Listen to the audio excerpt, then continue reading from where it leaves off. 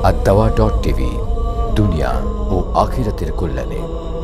সুপ্রিয় দর্শক শ্রোতা, আসসালামু আলাইকুম ওয়া রাহমাতুল্লাহি ওয়া বারাকাতুহু। আপনাদেরকে স্বাগত জানাচ্ছি কোরআনের আয়না অনুষ্ঠানে। আমাদের আজকের আলোচ্য বিষয় রাসূলুল্লাহ সাল্লাল্লাহু আলাইহি সাল্লামের প্রতি দাওয়া নির্দেশনা। আল্লাহ তাআলা তাকে মানুষকে তার পথে ডাকার জন্য দায়িত্ব দিয়ে পাঠিয়েছিলেন। তিনি সর্বশ্রেষ্ঠ সর্বপ্রধান দায়ী। আমরা যারা দাওয়ার কাজ করি প্রতিটি মুসলিমই দায়ী। সেই হিসাবে আমাদের জেনে নেওয়া দরকার যে আল্লাহ তাআলা রাসূলুল্লাহ সাল্লাল্লাহু আলাইহি সাল্লামকে কীভাবে দাওয়াত দেওয়া শিখিয়েছিলেন।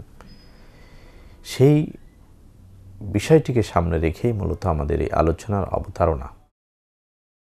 তো দাওয়াতের সঠিক পন্থা কি? আমরা দাওয়াতের অনেকগুলো পন্থা নিয়ে ইতিপূর্বের কয়েকটি পর্বে আমরা আপনাদের সাথে কথা বলতে চেষ্টা করেছি। দাওয়াতের সঠিক পন্থা নিয়ে আজকে কোরআন কারিমের সূরা আরাফের 199 থেকে 202 আয়াতের মধ্যে আল্লাহ তাআলা রাসূলুল্লাহ সাল্লাল্লাহু আলাইহি সাল্লামকে যে নির্দেশনা দিয়েছেন সেটা আমরা একটু জানতে চেষ্টা করি।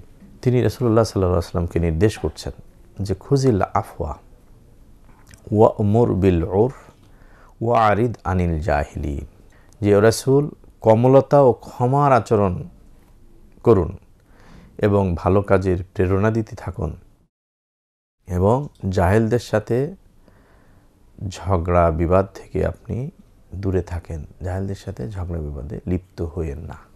এই ছোট্ট এই অংশটুকুর মধ্যে আমরা কি পেলাম? যে আপনি ক্ষমার নীতি, কমলতা এবং ক্ষমার আচরণ আপনি অবলম্বন করুন এবং আপনি ভালো কাজের প্রেরণা দিন এবং বিতর্কে লিপ্ত হবেন না। জাহেল বলতে এখানে কোরআন তাদের বলছে যে যারা আপনি যা বলছেন এ সম্পর্কে যারা জানে না, অথবা যারা জ্ঞান পাপী হিসাবে আপনার সাথে বিতর্ক লিপ্ত হয়েছে, অথবা যারা নিজেকে এখনও সত্য গ্রহণের জন্য প্রস্তুত করতে পারেনি। একজন দায়ী দাওয়ার কাজ করবে যদি দেখে যে তার সাথে কেউ জ্ঞানসহ বিতর্ক করতে চায়, তিনি জ্ঞানসহ সর্বোত্তম পন্থায় জবাব দিতে চেষ্টা করবেন। যদি দেখা যায় যে সেই লোক অনর্থক অহেতুক বিতর্ক করতে চায়, তাহলে তাকে ক্বালু সালামা, সালাম দিয়ে বিদায় নিতে হবে।